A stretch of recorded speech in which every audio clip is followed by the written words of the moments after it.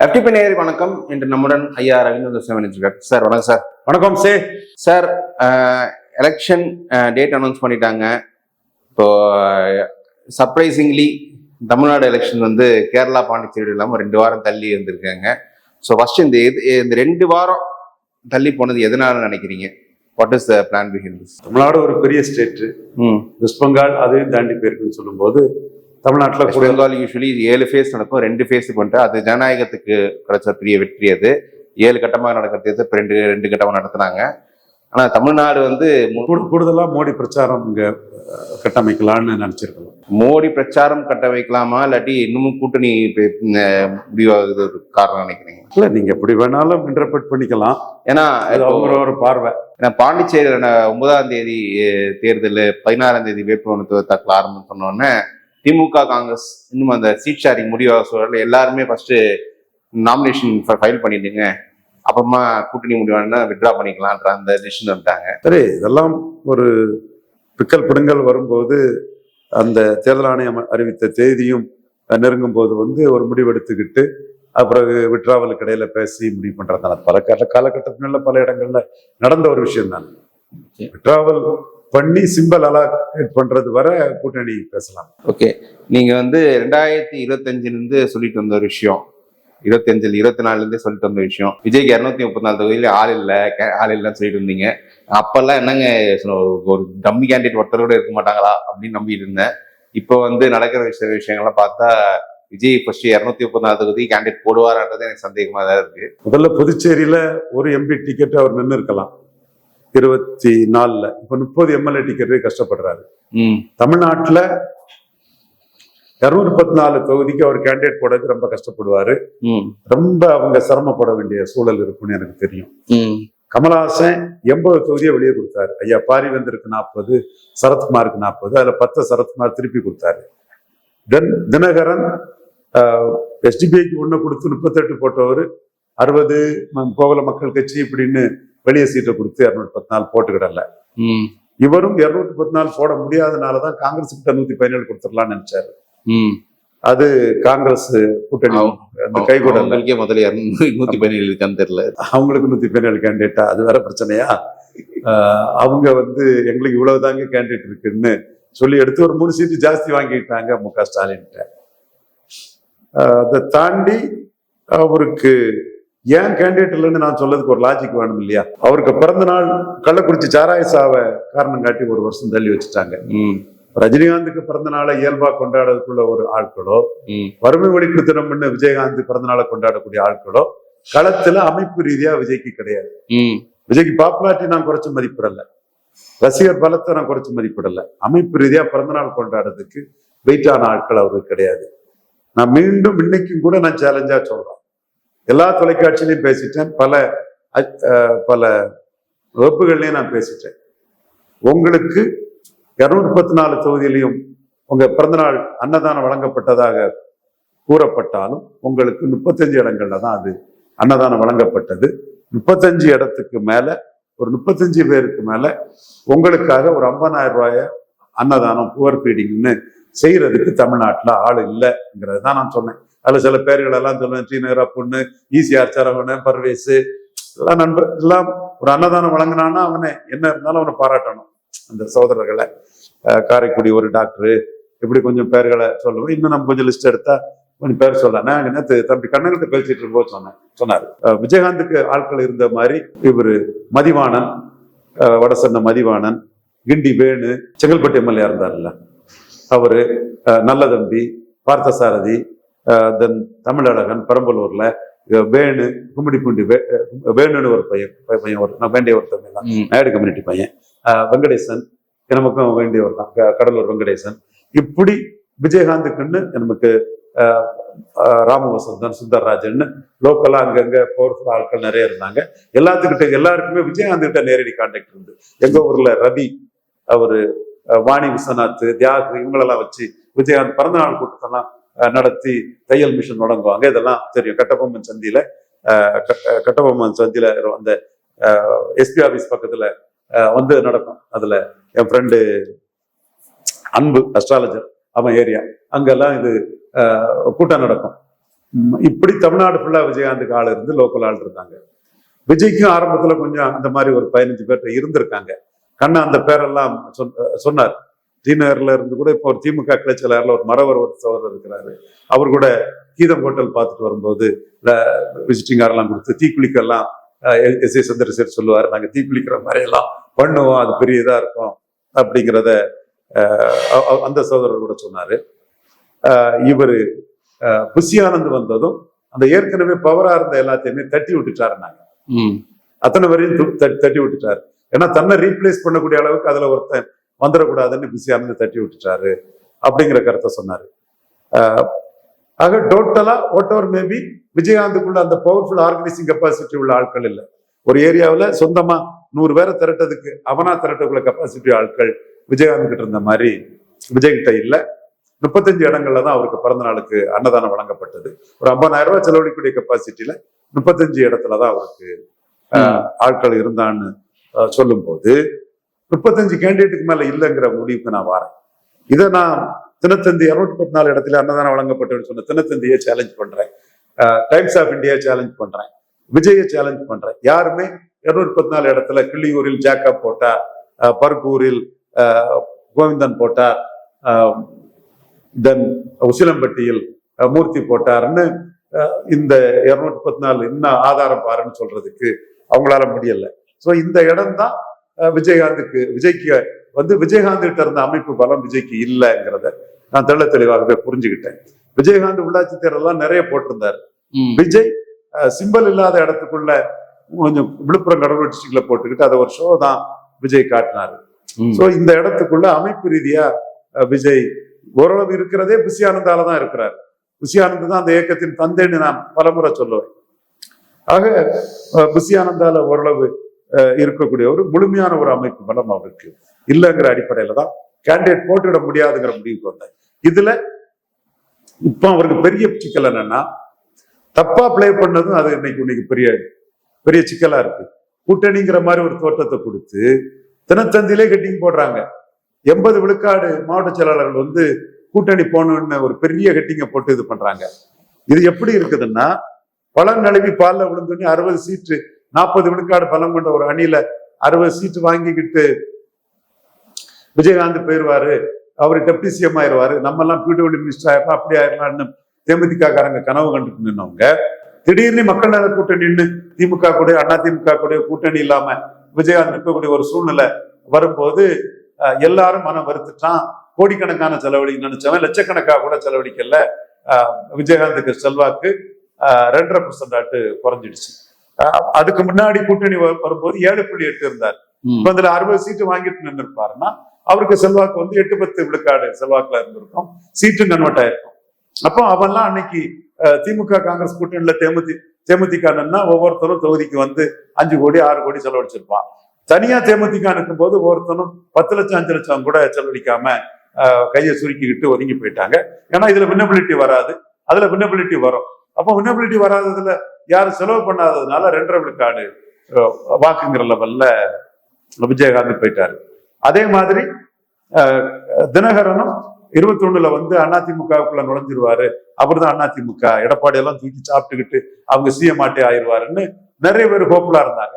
ஹோப்லா ஆன பிறகு அவர் தனிச்சு போட்டிடும் போது ஒரு சிலர், Velu Karthikeyan park council vice சேர்ந்தவா இருக்காரு, நம்ம சகோதரர், அவரு நல்ல ஓட்ட எடுத்தாரு, தேர்போகி பாண்டியன், இப்படி ஒரு சிலர் ஓட்டு எடுத்தாலும் கூட ஒட்டுமொத்தமா வந்து எல்லாம் எம்எல்ஏ ஆயிருவோம், அதிமுக கூட்டணிகளை வந்துருவோம்னு நினைச்சு வேகமா நின்ன அந்த அமமுக தரப்பினர் தனிச்சு தினகரன் தலைமையில் அணின்னு சொல்லும் போது ஜெயிக்காதுங்கும் போது வெறுத்துடுறாங்க, அதோட பலகீனம் அடைஞ்சிடுறாங்க. அவங்க வந்து இன்வெஸ்ட் பண்ண தயாரில்லை, பணம் செலவழிக்க தயாரில்லை. 5.5 விழுக்காடுங்கிறது 2.5 விழுக்காடா போயிட்டு இப்போ விஜய்க்கு என்ன பலம்னு தெரியாது. ஆனா விஜய்க்கு முகம்தான் இருக்கு, கைகால் உடம்பு இல்லை, தனிச்சு நின்று ஜெயிக்க முடியாதுன்னு எல்லாருக்குமே தெரியும். இன்னைக்கும் கூட அவர் ரஜினிகாந்த் கிட்ட சரண்டர் ஆகிற மாதிரி ஆதவர்ஜன் அந்த அறிக்கை பேசியிருக்கவும் கூடாது, பேசிட்டு மன்னிப்பு கேட்டிருக்க கூடாது. விஜய் தான் பிகைண்டா இருக்கிறார், விஜய் தான் பிகைண்டா இருக்கிறார். ஜனநாயகம் படம் வந்து 8ஆம் தேதியே நீங்க வந்து சசிகலா டைப் ட்ரீட்மெண்ட் உங்களுக்கு இருக்கு, சசிகலா ஸ்டேச்சர் பெருசு, அது வேற. அதே மாதிரி விஜயும் பெரிய நடிகர், அது நம்ம மறந்து வரல, பெரிய பெர்ஃபார்மர், டான்சர், அதெல்லாம் ஓகே. பட் நீங்க ராகுல் காந்திக்கு ஆளாட்டு நீங்க போகும்போது உங்களுக்கு ட்ரீட்மெண்ட் மோசமா இருக்கும், உங்களுக்கு ஜனநாயக படம் வராதுங்கிறத நம்ம டிக்ளேர் பண்றோம். அதை விஜய் என்ன பாக்குறாருன்னா, ரவீந்திரன் துரைசாமி சீமானையும் ரஜினிகாந்தையும் சந்திக்க வைக்கிறது. சீமான விஜய்க்கு பிடிக்காது. நஷ நஷ நஷ நீ பேசிக்கிட்டு இப்படி சீமான் மேல உள்ள கோழை நாய் களத்தை விட்டு ஓடிட்டான்னு சொன்னதும் சீமான பிடிக்காம நச நச நீ பேசிக்கிட்டு, அதே மாதிரி சவுண்டு போட்டு பேசிக்கிட்டு, இலவசங்கள் வேண்டான்னு பேசிக்கிட்டுன்னு சீமானுக்கு எதிராக ஏதாவது பேசுறது வழக்கம். விஜய்க்கு வழக்கம் உண்டு. ஒரு டைரக்டரை வந்து 8.2 எடுத்துட்டானேங்கிற அந்த இது இருக்கும் போது நம்ம சீமானையும் ரஜினிகாந்தையும் சந்திக்க வச்சது விஜய்க்கு ஒரு கண்கட்டி. அப்ப விஜய்க்கு எதிராக தான் நம்ம அதை சந்திக்க வச்சது மாதிரி அது ஒரு இதாட்டு பேசினாப்புல. இப்படி எல்லாம் நம்ம ஒரு நிகழ்வு, அந்த நிகழ்வுல நம்ம பிகைண்ட் இருக்குங்கிறது நமக்கு அது கிரெடிட் தான். அதுல என்ன இருக்கு நமக்கு. அப்போ அந்த நிகழ்வு அடுத்தால வந்து அண்ணா ரஜினிகாந்த் அரசியலுக்கு வந்தா என்டிஆர் மாதிரி வருவார். நான் 50 விழுக்காடு எல்லாம் பொசிஷன் பண்ணேன். அவரே 15 சொல்லிட்டு போயிட்டார், நான் 50 பொசிஷன் பண்ணேன். அதுக்கு பிறகு ஒரு உடல்நிலை காரணமா விலகுனது தான் நல்லது, அவர் உடல்நிலை தான் முக்கியம்னு மனப்பூர்வமா சொன்னோம். அப்போ அவர் விலகின பிறகு யாருக்கு ஆதரவுன்னு சொல்லும்போது யாருக்கு ஆதரவு கொடுக்காண்டாங்கிறத நான் சொல்லி அறிக்கையெல்லாம் வெளியிடாண்டான்னு சொன்னது என் பங்கு பெரும் பங்கு. அதை டிவிலே சொல்லிட்டான். யாரையும் ஆதரிக்க மாட்டாரு, ஸ்டாலின் அவருக்கு நண்பர், எல்லாரும் நண்பருங்கிற இதுலதான் நான் சொல்லி முடிச்சேன். அப்ப இதெல்லாம் கூட்டி கடிச்சு பார்த்து இவங்க வந்து என்ன நோக்கத்துல வந்தாங்க, கடைசி படம் அது ஒரு ஏமாத்து தான், அது தண்ணியில் எழுத வேண்டியதான், இது நடிப்பாரு அப்படி சொல்லி ஒரு வசூலை ஏத்திக்கிட்டு, அரசியல் இதை வச்சு ஒரு வசூலை ஏத்திக்கிட்டு, பெரிய படமாட்டு 500-600 கோடி வசூலாட்டு பெரிய இதுன்னு காட்டலான்னு உச்சம்னு சொல்லலான்னு நினைச்சவங்க சொச்சமா போயிட்டாங்க. ஒண்ணும் இல்ல, போனி ஆகாம நிலைமை ஆயிட்டு 25 படம் இல்ல, 26 படம் இல்ல, ஃபீல்டிலே இல்ல, மார்க்கெட் இருக்கான ஃபீல்டுல இல்ல, அந்த பொசிஷனுக்கு நீ இப்போ ஆளாயிட்டாங்க. அப்ப இப்படி ஒரு நிலைமை நம்ம பெரிய காலிடே கலெக்ஷனை பார்த்து சாதிச்சிடலாங்கிற இடத்துல ரவீந்திரன் துரைசாமி சொல்லி அடிச்சது தானே. அது யார் வேணாலும் பாருங்க, நீங்க நியூஸ் 18ல பாருங்க. என் சகோதரர் நயனார் நாயகன், என் சகோதரி தமிழிசை, இவங்க கருத்தை எல்லாத்தையும் மாறுபட்டு சொல்றேன். ஜனநாயகத்துக்கு ட்ரீட்மெண்டே தனிங்கிறேன். இன்னைக்கு வர தேர்தல் ஆணையத்துக்கு தள்ளி விட்டுட்டு படம் தேர்தல் வராது. அதுக்கு பிறகு தேர்தல் ஆணைய சாங்ஷன் கொடுக்கணும். இன்னும் பெரிய சிக்கல்கள் அதுக்குள்ள எல்லாம் இருக்குது. அப்போ இந்த ஒரு இது வந்து சினிமா ரீதியா விஜய் மனசை ரொம்ப பாதிச்சிச்சு. அதற்கு பிறகு அவரால் மோடியை முன்போல ஸ்ட்ராங்கா எதிர்க்க முடியல, ராகுல் காந்திய வேகமா ஆதரிக்க முடியல. அப்படியே வந்து அவரு இதாகிறார். நான் கிண்டல் வேற பண்றேன். மேட்ரு இதுதான். இதுக்கெல்லாம் காரணம் ரஜினிகாந்த் நினைச்சுக்கிட்டு ரஜினிகாந்த் சீண்டினாப்ல. அதுக்கு பிறகுதான் கிளைமாக்ஸ். ரஜினிகாந்துக்கு இருக்கக்கூடிய மக்கள் ஆதரவு செல்வாக்கு இது வந்து விஜய் கம்பேரிட்டிவே இல்லைங்கிற அளவுக்கு எடப்பாடி, நயனார் நாகேந்திரன், ரகுபதி, திருமாவளவன், நக்கீரன் கோபாலு, என் தம்பி ரங்கராஜ் பாண்டே, இன்னைக்கு அவன் தம்பி தான், கருத்து மாறுபாட்டுல அவன் 2 தட்டு தட்டுவேன், அது வேற அவன் தம்பி இல்லைன்னே ஆயிராது இல்ல. என் தம்பி ரங்கராஜ் பாண்டே எல்லாருமே வந்து வரிஞ்சு கட்டிக்கிட்டு அண்ணன் ரஜினிகாந்துக்காக நிற்கும் போது விஜய்க்கு அப்பந்தான் ரஜினிகாந்துக்கு வேல்யூ மதிப்பு தெரிஞ்சு இது இன்னும் பிரச்சனை இல்லைன்னு ஆதவர்ஜனாவுக்கு மன்னிப்பு கேட்க வச்சுட்டாப்புல. மன்னிப்பு கேட்டது அதோட பெரிய வீக்னஸ். ஃபர்ஸ்ட் இந்த ரஜினி மேட்டருக்கு வரேன். இப்போ வந்து விஜய் இப்தார் விருதுல போய் கான்ஃபிடண்டா வதந்திகள் நம்பாதீங்க, நான் யாருக்கும் கூட்டணி போக மாட்டேன், அது பிஜேபி தான் மேற்கோள்கள் சொல்றாரு. அப்புறம் பிஜேபியோட கூட்டணி இல்லைன்னு விஜய் உறுதியா தானே இருக்காரு. விஜய் பிஜேபி கூட்டணியில சேர்ந்தா சினிமாவும் போயிரும், அரசியலும் போயிருங்கிற கருத்தை நான் தானே சொல்லிட்டு இருக்கேன். போக மாட்டாருங்க தானே சொல்லிட்டு இருக்கிறேன். ஆனா விஜயை காட்டி தான் அண்ணாமலை தலைவர் போஸ்ட பிஜேபியில உள்ள மற்ற தலைவர்கள் எடுத்தாங்க. எடப்பாடி விஜயும் சேர்ந்தா பிஜேபி தெருவில் போயிரும் அப்படின்னு சொல்லும் போது, கூட்டணிக்காக நம்ம எடப்பாடி தயாரா இருக்காருன்னு சொல்லும் போது அண்ணாமலை காலி பண்ணிக்கிட்டு கூட்டணி போறாங்க. இதே மாதிரி இன்னொரு கான்செப்ட் அண்ணாமலை சீமான ப்ரொஜெக்ட் பண்ணிட்டா 3வது பேர் வரணும், எடப்பாடி பிஜேபிக்குள்ள வந்துடுறாரு. சரி, எடப்பாடி விஜய் சேர்ந்தா பிஜேபி தெருவில் போயிடும். அப்போ நீங்க ஒரு ஐடியா கொடுத்தீங்க, நான் என்டிஏ நாம் தமிழர் கூட்டணின்னு. அப்ப என்டிஏ நாம் தமிழர் நிற்கும் போது என்டிஏவோட அட்லீஸ்ட் 24 எடுத்த ஓட்டோட நிற்கும்ல. மோடி ஃபார் 2029 மையமா வச்சு சீமான உள்ள கொண்டு வந்துடணும், சீமான சிஎம் கேண்டிடேட்டா கொண்டு வந்துடணும். இனி ஒரு நான் மூவ் எடுத்தது உண்மை. அண்ணாமலை அதற்கு துணை நின்றாரு. அண்ணாமலை சீமான் அண்ணன் உறுதியானவர், சீமான் அண்ணன் காசு கொடுக்காம வாக்கு வாங்குவார், சீமான் அண்ணன் தான் பிராண்டி விஸ்கி கூடாது, நீ கல்லுக்காக நிற்கிறாரு அப்படின்னு சீமானுக்கும் நல்ல ப்ரொஜெக்ஷன் கொடுத்து வந்தாரு. 18 ப்ரொஜெக்ட் பண்ணுனா 26 அரித்மெட்டிக்கலி எடப்பாடி 20, அவர் 3வது போயிருவாரு, அடி வாங்கிடுவாரு அரசியல களத்துக்குள்ள. ஸ்டாலின் வர்சஸ் எடப்பாடிங்கிற அந்த ஒரு சிலர் பேசக்கூடிய அரசியலை அகற்றிடலாங்கிறதுல நாம முன்முயற்சி எடுத்தோம். அப்ப பிஜேபிக்கு ஒரு வாய்ப்பு அங்க இருந்தது இல்ல, எடுத்த உண்மை. அதுக்குள்ள காரணங்களையும் பிஎம்ஓக்கு நாம சொன்னோம். இந்த டைம்ல 20 உள்ள வந்துச்சு.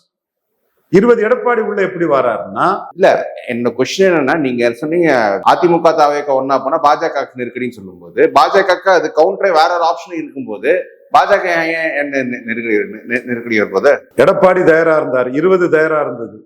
அண்ணாமலையை கவுட்கணுங்கிறதுல மற்ற எல்லாருமே தயாரா இருந்தாங்க. டக்குன்னு அது இதாச்சு. சில எக்ஸ்ட்ரானியஸ் போர்சஸ் வந்து அதுல தலையிடுறதுல தப்பு இல்லை. ஆனா மோடி பிரதமரா இருக்கிறதே ஜாதி அடிப்படையில பிடிக்காத பயலெல்லாம் தலையிட்டு இருக்கான். என்ன செய்ய இந்த இதுல? பட் நாம அந்த சமூகத்துக்கு மேல எந்த இதுவும் கிடையாது. தேசபக்தியும் தேவபக்தியும் உள்ள அந்த சமூகத்துல 90% மோடிக்கு தான் பேக்கிங் கம்ப்ளீட்டா இருக்காங்க. இந்துக்களின் மானத்திலையும் நம்மளுடைய பெரிய பெருமையும் கௌரவத்தையும் கொடுத்த RSS மானத்தையும் காப்பாத்தின மோடியை தான் அந்த சமூகத்தை சேர்ந்த தேசபக்தி தேவபக்தியும் உள்ள 90 விழுக்காடு மக்கள் வந்து ஆதரிக்கிறாங்க, பாராட்டுறாங்க. அவங்களுக்கு நம்ம என்னைக்குமே மதிப்பு மரியாதையும் என்னைக்குமே கொடுப்போம். ஆனா மோடி பிரதமரா இருக்கிறது கூட ஜாதி அடிப்படையில பிடிக்காதவங்க எல்லாம் அண்ணாமலை நீக்கத்துக்காக இது பண்ணிருக்காங்கிறது நமக்கு தெரிய வருது. சோ அதுக்குள்ள ரோல் என்னன்னா, அதிமுக பாஜக சேர்ந்திருந்தா எம்பி சீட்டு ஜெயித்திருக்கலாம்னு வேலுமணி சொல்றாரு.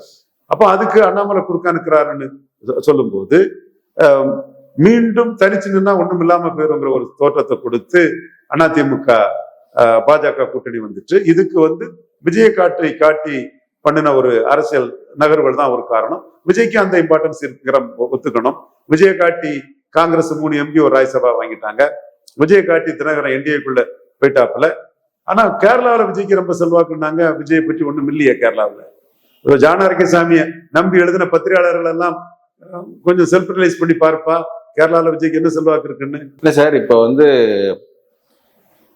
நீங்க சொன்னீங்க ஆதவ அர்ஜுனா மன்னிப்பு கேட்ட தப்புன்னு. பட் ஐடியலி அந்த எக்ஸ்பிளனேஷன் விஜய் தரப்புலே கொடுத்துருக்கணும்ல. விஜய்ன்ற ரஜினின்ற ஒரு தன்னோட சீனியர் ஆக்டருக்கு எதிராக பேசும்போது ஒரு அரசியல் கட்சி தலைவரா வந்தனால விஜய் சந்திக்கலாம். ஏற்கனவே புலிப்படம் விழுந்த போது ரஜினிகாந்த் கமல்ஹாசன் இருக்கும் போது ரஜினிகாந்த் காலில் மட்டும் விழுந்துட்டு வந்தவர் தானே. அவருக்கு இதெல்லாம் ஒண்ணும் சாதாரண விஷயங்க. இதெல்லாம் அவருக்கு இதெல்லாம் சாதாரணமா அப்படியே செஞ்சுட்டு போயிருவாருங்க. அந்த மாதிரி தான் அவர் அரங்கத்துக்குள்ள ஒரு வேஷமும் வெளியே வந்து பெரிய ஹீரோ வேஷம் போடக்கூடிய ஒரு போலியான ஒரு ஆள் தாங்க. ஆதவ அர்ஜுனா அப்ப மன்னிப்பு கேட்டது ஏன் தப்புன்னு சொல்றீங்க? விஜய் சொல்லி கேட்டதா சொல்றேன். அதான் அதுல என்ன தப்பு? விஜய் இல்ல மன்னிப்பு கேட்க வேண்டிய நிர்பந்தம் வந்துட்டு ரஜினிக்கான ஆதரவு வளையம் பெருசா பெருகிட்டுங்கும் போது அதுல மறந்துட்டாங்கிற. ஒண்ணுமே அரசியல் அரங்கத்திலே இல்லாம அரசியல் விட்டு போனவருக்கு மிகப்பெரிய ஒரு அரசியல்வாதி மாதிரிப்பட்ட ஒரு ஆதரவு வந்து எல்லா திசையில இருந்து சேர்ந்து வர்றதுல விஜய் தரப்பு வந்து அதை நம்ம அக்செப்ட் பண்ணி தான் தெரியணும்னு அக்செப்ட் பண்ணிட்டாங்க. இதுல இந்த ரஜினி எபிசோட்ல எனக்கு வியப்பா இருக்க விஷயம் என்னன்னா, திமுக தரப்புல அமைச்சர் ரகுபதி சொல்லியிருந்தாரு, மற்றவர் யாரும் பெருசா சொல்ல, முதலமைச்சர் யாரும் அதுக்கு ரியாக்ஷன் கொடுக்கல. ஆனா ஒரு வாரம் கழிச்சு எடப்பாடி ஒரு ரியாக்ஷன் கொடுக்குறாரு. அவருக்கு வந்து எல்லா இந்திய தலைவர்களும் GK வாசன் போன்ற தலைவர்கள் எல்லாமே நிறைய ஒரு கண்டனம் தெரிவிக்கிறாங்க விஜய். ஏற்கனவே அதுக்கு ரியாக்ஷன் வருது. ஏற்கனவே விஜய் இந்த கூட்டணிக்குள்ள வந்துருவாருன்னு பிஜேபிக்குள்ள ஒரு தரப்பு நினைச்சிருக்கலாம். அவங்களும் என் சகோதரர்கள் தான். இப்போ இவரு JVC சிவராமையா சகோதரன் ஆயிருமா, ரங்கராஜ் பாண்டியன் ஆயிருமா, கோலகால சீனிவாஸ் ஆயிருமா? கருத்து ஒற்றுமை எங்களுக்கு 75% இருக்கும். ஒரு 25% காங்கிரஸ் தான் எதிரிங்கிறதுலையும் ஸ்டாலின் தான் எதிரிங்கிறதுலையும், அவங்களுக்கு ஸ்டாலின் எதிரி சகோதரர்களுக்கு இருக்கும், எனக்கு காங்கிரஸ் எதிரி இருக்கும். இது மட்டும்தானே எங்களுக்குள்ள கருத்து வேறுபாடு. அப்போ அவங்க ஸ்டாலின் எதிரிங்கிற லெவல்ல இங்க வந்துட்டா எல்லாமே ஆயிரும் தம்பி ரங்கராஜ் பாண்டியன் நினைச்சான். எல்லாருமே நினைச்சா நம்ம பல நிரூபிக்காத விஜயால ஓட்டை டிரான்ஸ்பர் பண்ண முடியாதுங்கிற கருத்தை நாம தெளிவா சொல்லிட்டு வந்தோம். விஜய்க்கும் பிஜேபி இன்ஃப்ளூயன்ஸ் அலையன்ஸ்ல போனா சினிமாவும் போயிடும், அரசியலும் போயிடும். அந்த சூழ்நிலையில மோடிக்கு என்ன ஓட்டம் தெரியாம சசிகலா விஷயத்துல எத்தனை பேர் ஏமாந்தாங்க. ஏன் சத்திரன் குருமூர்த்தியை சாக்கடை ஜலம்னாலும் வீடு தீப்பற்றி எரியும்போது அதை கொண்டு அணைக்கணும்னு சொன்னதுதானே. அவரை மதிப்புக்கும் மரியாதைக்கும் உரியவர், அது வேற விஷயம். அதே மாதிரி சுப்பிரமணிய சாமி எமர்ஜென்சிக்கு வரும். அவரு சசிகலாவுக்கு கொள்கை பரப்பு செயலாளராக இருந்தாரு. அடுத்த கட்டத்துல கணேசன்ஜி மிகப்பெரிய தேவ வரலாற்று சொந்தக்காரரு, மோடி கிட்ட நடராஜனை அறிமுகப்படுத்தத்தான் நின்னாரு. ரங்கராஜ் பாண்டே தம்பி, அவன் முக்கியமானவன், வலதுசாரி அரசியல்ல ரொம்ப முக்கியமான தம்பி, மோடிக்கு இதானவன். அவனும் வந்து ஸ்டாலின் கட்டம் சரியில்லை, சசிகலா தான் CM, எல்லாமே தயாராயிட்டுன்னு தானே சொன்னாப்ல. ஏன் எங்க அண்ணன் பொன் ராதாகிருஷ்ணன் தமிழக பாஜகவில் அண்ணாமலைக்கு அடுத்து பேக்கிங் உள்ளவர், கன்னியாகுமரி டிஸ்ட்ரிக்ட் பாஜகனாலே பொன்னார் தானே இருக்கக்கூடிய அவரும் ஜெயலலிதாவுக்கு அடுத்தபடியா ஒரு மாஸ் லீடர் சசிகலா மேடம் சொன்னாங்க. கடைசியில என்ன நடந்தது? மோடிஜி இன்பிளிஸ் அலைன்ஸுக்குள்ள சசிகலா அம்மையார் வர முடியாதுங்கிறதான் நடந்தது. அது நம்ம டே ஒன்னே கவர்னர் வரமாட்டாரு, பதவியேற்பு இல்ல, ஆகஸ்ட் 15 விடுதலைங்கிறதுல டே ஒன்னே நம்ம சொன்னோம். விஜயனுக்கு இன்டர்வியூனாலும் சரி, கார்த்திகேயனுக்கு புதிய தலைமுறைனாலும் சரி, விஜயனுக்கு நியூஸ் சொன்னாலும் சரி, இன்னைக்கும் ரெக்கார்டு எடுத்து பார்க்கலாமே, தெளிவா தானே இருக்குது. ஏன் குணாவுக்கு நியூஸ் 18 கூட சொன்னேன், national minded community Kongu Vellalar, அந்த கம்யூனிட்டி சார்ந்த ஒருத்தரை இன்னைக்கு ப்ரொடெக்ட் பண்ணி தான் தீரணும் எடப்பாடி பற்றி சொன்னது கூட தெளிவா இருக்குது. அந்த வகையில இந்த இடத்துக்குள்ள விஜய் ராகுலுக்கு ஆளுங்கிறதான் பிரச்சனை. சோ ராகுலுக்கு ஆளான விஜய வளர்த்து விட்டா அவர் இதுல ஒரு ஆளாயிட்டாருன்னா பிஜேபியாலே 29 மோடி கூட கூட்டணி போவார். சொந்த காசுல ஏன் சூனியம் வைக்கணும்? அடுத்த ஒரு 2 வாரம் இருக்கு இந்த நாமினேஷன் க்ளோஸ் ஆகிறதுக்கு. விஜய் விஷயத்துல என்ன ஆகும்னு நினைக்கிறீங்க? அவர் எப்படியோ அடிச்சு பிடிச்சி 234 தொகுதி கேண்டிடேட் போட்டுவார் நினைக்கிறீங்களா? இல்ல அவருக்கு இப்ப கூட சிபிஐல அந்த கரூர் ரிலேட்டடா சில வீடியோஸ் எல்லாம் கிடைச்சிருக்கு, அந்த வீடியோ ஃபுட்டேஜஸ் நீங்க ஜனநாயகன் படத்துல யூஸ் பண்ணிட்டு இருக்கீங்க, நியூஸ் பரவுது. ஸோ இன்னும் கிராக் டவுன் அதிகமா போய் அவரை அரசியல் எந்த விலக வச்சிருவாங்க நினைக்கிறீங்களா? சகாதேவ மாதிரி தம்பி ஜோசப் விஜய்க்கு சொன்னேன், மீண்டும் சொல்றேன், நீங்க என்னோட சீனியருக்கு ஒரு ரிலேட்டிவ் மூலமா திருமலை ஷூட்டிங்ல ஹைதராபாத்ல இருக்கும்போது என்கிட்ட பேசுனீங்க, கன்ஃபியூஸ்டா இருக்கு சார், ஃபியூச்சர் என்ன ஆகுமோன்னு கேட்டேன். கன்ஃபியூஸ்ட் ஆகாதீங்க, உங்களுக்கு மினிமம் கேரண்டி இருக்குது, பெரிய வெற்றி கிடைச்சா மேல வந்துடலாங்கிறத சொன்னேன். அம்பேத்கரை ப்ரொஜெக்ட் பண்ண சொன்னேன், படங்கள்ல தலித் இஷ்யூ எடுக்க சொன்னேன், தியேட்டர் ஆடியன்ஸ் 40% அட்டவணை குறி மக்கள் தான், ஸோ அவங்கள ப்ரொஜெக்ட் பண்ணி அந்த படங்களை பண்ணுங்கிறத சொன்னேன். ஏன்னா நம்ம சகாதேவ மாதிரி நம்ம கிட்ட யார் இது கேட்டாலும் நம்ம அதான் சொல்லுவோம். நம்ம எந்த அளவுக்கு ஆர்எஸ்எஸ் முன்னணி கொண்டவன், என் சமூகம் தலை நிமிர்ந்தோட பாதுகாப்போட ஒரு பெரிய உயர்வையும் பெருமிதம் கொள்வதற்கு ஆர்எஸ்எஸ் இயக்கம் காரணம், ஆர்எஸ்எஸ் நன்றி தெரிவிக்கக்கூடியவனாலும் கூட அந்த சகோதரர் உங்களுக்காக உங்ககிட்ட பேசின சகோதரர்கிட்ட நான் முழு சகோதரனா தான் இருப்பேன். அது அவருக்கும் தெரியும். அது தனிப்பட்ட இதுல அவருக்காக உங்களுக்கு நான் அவ்வளவு அட்வைஸையும் அவ்வளவு சஜஷன்ஸையும் கொடுத்தேன். அதை நீங்க சினிமாவில் ஃபாலோவும் பண்ணினீங்க. ஓகே, நான் கொடுத்தது அவருக்காக தான். பட் நீங்க அரசியல் களத்துக்குள்ள வரும்போது சகாதேவ மாதிரி உங்கள்கிட்ட சொன்னேன், 39 போடுங்க, 39 போடுங்க. என்னோட நோக்கம் விஜய் 39 போட்டா ராகுலுக்கு சில அடிபடும். பார்லிமெண்ட் தான் எனக்கு முக்கியம். ராகுலுக்கு 7-8 அடிபட்டா அது மோடிக்கு லாபம் தான். அது தர்மபுரியா இருந்தாலும் சரி, விருதுநகர்ல விஜயபிரபாரனா இருந்தாலும் சரி, அண்ணாமலையா இருந்தாலும் சரி, ஏசி சண்முகமா இருந்தாலும் சரி, பன்னீர்செல்வமா இருந்தாலும் சரி, அது சௌமியா அன்புமணியா இருந்தாலும் சரி, கொஞ்சம் பவர்ஃபுல்லா ஃபைட் பண்ண நயனார் நாகேந்திரனாலும் சரி, அந்த சீட்டுகள் ராகுலுக்கு அடிபட்டதுன்னா அது மோடிக்கு லாபம். அந்த வகையில நீங்க 39 போடுங்கன்னு உங்கள்கிட்ட சொன்னேன். விஸ்வகர்மா சமுதாயத்தை சேர்ந்த புசி ஆனந்த பொதுச்செயலாளர் போட்டது சமூக நீதி பார்வையில் உங்களை மனசார பாராட்டுறேன்னு சொன்னேன். இவ்வளவு சொன்ன பிறகு நீங்க என்ன பண்ணீங்க? பாராளுமன்றம்னா ராகுல் காந்தி தான், பாராளுமன்றம்னா ராகுல் காந்தி. இன்னும் என்ன டேஷுக்கு நீங்க அரசியலுக்கு வரீங்க? பாராளுமன்றம் தான் ராகுல் காந்தி, பாராளுமன்றம் ராகுல் காந்தி ஒரு ராகத்தை பாடிக்கிட்டு, சீமான்ட்டு அதே ராகத்தை பாடினீங்க. இது ராகுல் காந்தி தான், ராகுல் காந்தி தான். 4 விழுக்காடு கூட வராதுன்னு சீமான் போல்டா திமுகவும் அண்ணா திமுகவும் காங்கிரஸ் பாஜகவின் ஊதுகுழல்ல ஒட்டுண்ணிகள் தொங்கு சதைகள்னு அடிச்சு தூக்கி 8.2க்கு வந்தாரு. அப்ப நீங்க போல்டா அந்த இடத்துக்குள்ள நின்று இருக்கணும். நீங்களும் நின்று அந்த நெருக்கடியை கொடுத்திருப்பீங்கன்னா ராகுலுக்கு ஒரு 7-8 சீட்டு அடிபட்டிருக்கும். அதே மாதிரி கேரளாவில் செல்வாக்குறதுன்னா அங்கே நின்று திருவாண்டம் ஆற்றிங்கெல்லாம் ராகுலுக்கு அடிபட்டிருக்கும். மோடிக்கு முரளிதரனும் ராஜீவ் சந்திரசேகரனும் ஜெயித்திருக்கலாம். அப்ப நீங்க எல்லாமே ஒரு மதமாற்ற கோஷ்டி, urban Naxal, Loyola conversion group, ஒரு இன்டர்நேஷனல் சதியோட ராகுலுக்கு ஆதரவாட்டும் மோடிக்கு எதிராட்டும் உங்க காய்களை நகர்த்துறீங்க. அப்ப அந்த இடத்துக்குள்ள நீங்க இதை பண்றதை நாங்க மோடி கிட்ட ரெப்ரசன்ட் பண்றோம். அடுத்து நீங்க ஓட்சோரி அஜிஸ்டேஷன்ல ராகுலுக்கு அரஸ்டுக்கு கண்டனம் தெரிவிக்கீங்க. இதுதான் டிமானிட்டைசேஷன்ல நடராஜன் ஐயா மோடிக்கு எதிராக போனதை நாங்க மதுரையில பேசினதை உடனே எங்க பண்டாரி ஜெய்ஸ்வால் அலுவலியா டீம் மூலமாட்டு பிஎம்ஓக்கு டக்குன்னு மோடி டேபிள்ல இருக்க வச்சதுமோ அதே மாதிரி நீங்க முதல் ட்விட் நீங்க ராகுல் அரசுக்கு போட்டதும் அதுக்கு பிறகுதான் ஸ்டாலின் போடுறாருங்கிறதும் மற்ற இண்டி கூட்டணி அலையன்ஸ் தலைவர் போடுறாங்கிறதும் நீங்க தேவையில்லாத ஒரு வெயிட்டேஜை விஜய் ராகுலுக்கு கொடுக்குறாரு. இதை அடிக்கணும். விஜய் கூட இருக்கக்கூடிய அட்வைசர் ஜான் ஆரோக்கியசாமிங்கிறவர் ஆன்டி மோடி மேல பெரிய வெறித்தனமான எதிர்ப்பு கொண்டவர். இன்னும் சொல்ல போனா ஒரு இடத்துல நாகரிகம் கருதி ஒரு தலைவருக்கு முன்னாடி மோடியை பற்றி அசிங்கமா பேசும்போது கூட நான் அமைதி காத்தங்கிறதையும் உட்பட எல்லா விஷயத்தையும் நாம மோடி சைட்ல ரெப்ரசன்ட் பண்ணும்போது அவங்க கிராக் டவுன் விஜய்ங்கிற முடிவு எடுத்துட்டாங்கிறத நம்ம கிட்ட சொல்றாங்க. அப்போ அத்தனை தலைவர்களையும் மீறி நம்ம அந்த கருத்தை சொல்றோம்னா நாம மோடி நன்மைக்காக தான் சிந்திக்கிறோம். சௌரவ் ஜோசப் விஜய் மேல இன்னைக்கு நமக்கு ஒண்ணும் தனிப்பட்ட வெறுப்போ எதுவும் கிடையாது. நீங்க ராகுல் காந்திக்கு ஆதரவு அரசியல் வந்ததுதான் உங்களுக்கு வேணா இப்பமாவது புரியுங்க. இப்பவும் உங்களுக்கு என்ன அட்வைஸ்னா, வேண்டாம் நம்ம அட்வைஸ் பண்ணி நீங்க கேட்க போறது இல்ல, ஓசி அட்வைஸ். அன்னைக்கு கேட்டீங்க ஒரு நண்பர் மூலமா, ஜிஆர் எட்மண்ட் சாருக்கு ரிலேட்டிவ் மூலமா, நீங்க ஹைதராபாத் திருமலை ஷூட்டிங்ல இருந்து கேட்டீங்க. கேட்டா அட்வைஸ் கொடுக்கலாம், கேட்காம என்னத்துக்கு அட்வைஸ் கொடுத்துக்கிட்டு. இல்ல சார், அவர் நிப்பா 234 தொகுதி கேண்டிடேட் போடுவாரா மாட்டாரா? கஷ்டங்க, போடுறது கஷ்டம். இஷ்யூஸ் எக்ஸ்போஸ் ஆயிடுவாரு, பலவீனம் அதைத்தான் செய்வாரு. பாப்புலாரிட்டி இருக்கு, தலை இருக்குது, முகம் இருக்கு, அது மட்டும் போதாத, கைகால் வேணுமே. இது இன்னைக்கு அக்முலேட்டிவ் பவர், அமாசிங் வெல்த் தான் மாடர்ன் பொலிட்டிக்ஸ். நீங்க உங்கள்கிட்ட ப்ராக்சிமிட்டியே இல்லை, எவனையும் சந்திக்கிறது இல்லை. உங்களை நம்பி எவன் 10 லட்சம் ரூபாய் கூட மண்ணில் தூக்கி போடுவான். விஜயகாந்த் நம்பி போடுவான். விஜயகாந்த் தெரியும் எத்தனை பேருக்கு டிஸ்ட்ரிபியூட்டர் ஆக்கி விட்டுருக்காரு, எத்தனை பேருக்கு எவ்வளவு உதவி பண்ணியிருக்கிறாரு. அந்த ஆள் வள்ளர்.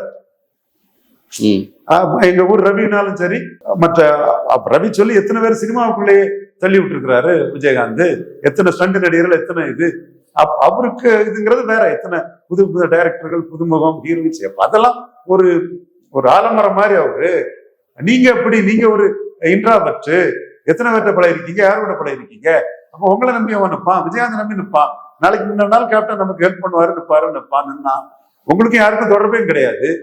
அது நீங்க கூட்டணின்னு எல்லாருக்கும் ஒரு பெரிய கற்பனையை ஏற்படுத்தி விட்டுக்கிட்டு, எம்எல்ஏ மந்திரிங்கிற கற்பனையை ஏற்படுத்தி விட்டுட்டு தனிச்சுன்னா எவன் நிற்பான்? அடுத்தாலும் இஷ்யூஸ்.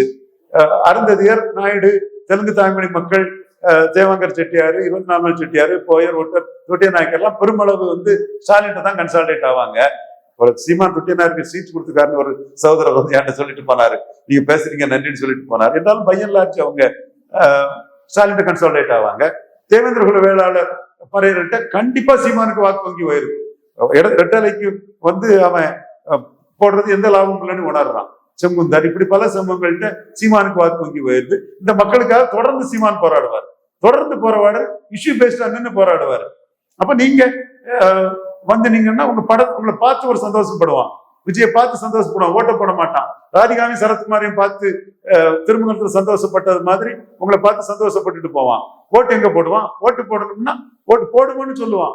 களத்துல ஓட்டு போடணும்னா அவன் இஷ்யூல நிக்கணும். நீங்க எய்தர் அந்த பக்கம் நின்னுங்க, அருந்ததியர் பிரியாரிட்டிசேஷன் கரெக்ட்னு சொல்லுங்க, அல்லது சீமான் பக்கம் நின்று 5 விழுக்காடு பழைய தேவேந்திர குல வேளாளர் உயர்த்தி கொடுங்கன்னு சொல்லுங்க. பழைய தேவேந்திர குல வேளாளர், அருந்ததியர் சகோதரர்கள் ரொம்ப விழிப்புணர்ச்சி கொண்டவங்க, ரொம்ப கௌரவமா அரசியல்ல ஓட்டு போடுவாங்க, டாக்டிக்கல் ஓட்டு போட தெரியும். ஏன் உங்க கண்ணு முன்னே நடந்தத ஸ்டாலினுக்கு எதிராக பேசும்போது அருந்ததியர் மக்கள் கைத்தட்டு இல்லையே? சீமானுக்கு எதிராக பேசும்போது தானே ஆர்ப்பரிச்சு கைத்தட்டுனா ஈரோட்டுல. அப்ப எப்படி ஓட்டு போடுவான்? அப்ப அருந்ததியர்களுக்கு 100 விழுக்காடு உதயசூரியனுக்கு ஓட்டு போட தெரியும் போது, சீமானுக்கு கொஞ்சமாவது தேவேந்திர குல வேளாளரும் பறையரும் மேல்பாதி மங்கலம் ஆலய நுழைவுக்கு சீமான் தான் நிற்கிறாப்புல. தீப்பந்தம் எடுத்து தீண்டாமை ஒளின்னு சினிமாவில் ஆடியன்ஸை என்ஜாய் பண்ண நீங்க, திருமலை ஷூட்டிங்ல நம்ம கருத்தை ஏத்துக்கிட்டு என்ஜாய் பண்ண நீங்க, அரசியல் களத்துக்குள்ள திரௌபதி கோயில் மேல்பாதி ஆலய நுழைவுக்கு சீமான் தானே வராரு. அதாவது மக்களுக்கு தெரியாதா?